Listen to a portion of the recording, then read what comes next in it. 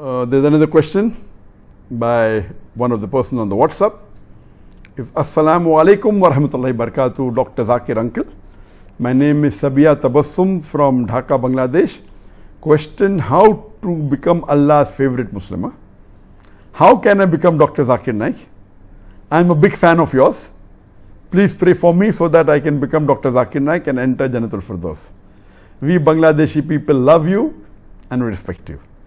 There's a similar question asked, so I've asked my team to club the questions which are similar, so that more people are happy that I've asked the questions, that I've answered the question. A similar question is asked by Abdul Ghaffar Khan from Pakistan. Sir, I'm from Pakistan and I'm a great admirer of you. My profession is nursing and my question is, how can I become like you? There's a third question similar to that. Assalamu alaikum. Sir, I am Rahul Mia from India. I want to be a Dai, sir. Please tell me what should I do. I want to become like you and Sheikh Ahmad Didan. Regarding the basic question, all the three people have asked that all of them want to become a Dai like me. They want to enter Jannatul Firdaus. Let me tell you at the outset that it's not compulsory to become like me to enter Jannatul Firdaus. As far as I am concerned, I pray to Allah subhanahu wa ta'ala that may He accept my efforts whatever He can. And I consider there are millions of people who are better than me in terms of knowledge, in terms of dawah. It is hadha min fazli rabbi. It is only because of the mercy of Allah subhanahu wa ta'ala. It is only because of the grace of Allah subhanahu wa ta'ala that whatever little bit I have achieved is because of Him. And when I think of myself that there are, hundreds of thousands of people who are more knowledgeable than me, how come people come for my talks? How come people listen to me on the Facebook, on the YouTube? I wonder. And then that reminds me, that it is three criteria which I always say is important. Number one is that Allah says in the Quran, Surah Imran, chapter 3, verse number 160, that if Allah helps you, none can overcome you.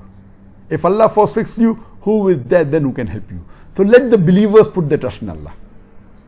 Number one is having faith and trust in Allah. Number two, Allah says in Surah Ankabut, chapter number 29, verse number 69, if you strive in the way of Allah subhanahu wa ta'ala, He will open up your pathways. Second is striving, struggling, hard work. Number three, Allah says in Surah Nahl, chapter 16, verse 43, and Surah Anbiya, chapter number 21, verse number 7, Fas'alu ahli zikri in kuntum la ta'lamun. If you don't know, ask the person who's an expert. The third is the technique. So number one is Allah's help. Second is striving and struggling and hard work. Number three is technique. As far as getting Allah's help, the more you have faith in Allah subhanahu wa ta'ala, the more you worship Him, the more you believe in Him, the more you have trust in Him, inshallah, He will help you. Imagine, I couldn't have dreamt in my wildest dream of speaking in front of 25 people. I could have dreamt of becoming the best surgeon in the world, the best doctor in the world, but in my wildest dream, I could not have dreamt of speaking in front of 25 people. Because, as many of you know, that I was a stammerer since childhood. When people used to ask me what is my name, I said my name is Zakir. So imagine what I cannot dream when I started doing dawah. When I went on the stage, I realized that I did not stammer. Most of the people, when they go in front of public, they get cold feet. For me, it was the opposite. When I speak one-to-one, I used to stammer, but in public, my stammering vanished. Then later on, when I used to speak one-to-one to non-Muslims, even that time I did not stammer. With Muslims, I used to stammer, and slowly, alhamdulillah, my stammering kept on reducing, and yet I stammer off the stage.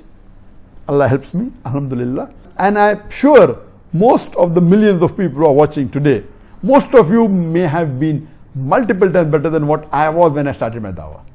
Allah can make such a person who's a stammerer give lectures where large numbers are attending, so why can't you do that? I don't think so I've really done any great deed, neither have I sacrificed something. People tell me, oh, I'm a fool that I left my medical profession. Some people come and say, oh, because you sacrificed your medical profession. There is no sacrifice.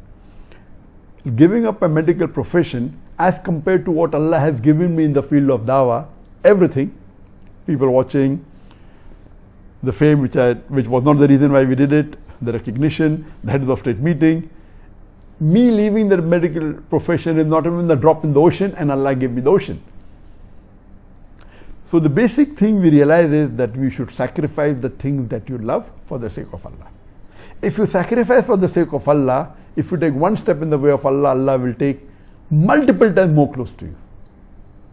So number one is sacrifice, love Allah, trust Allah, have faith in Him, and then ask an expert. As far as we have Dawah training programs, where we had in the past, where we train people, but number one is help of Allah, number two is striving and struggling, and last is the training. Training is not a must. I did not get training. It was Allah who helped me. That's the least important. And to go to Jannat al-Firdaus, follow the glorious Quran and follow the Sahih Hadith. As much as you implement of the glorious Quran, as much as you implement of the Sahih Hadith and the commandments of the Prophet and Allah, there are more chances that you will enter Jannah, inshallah, Jannat al-Firdaus.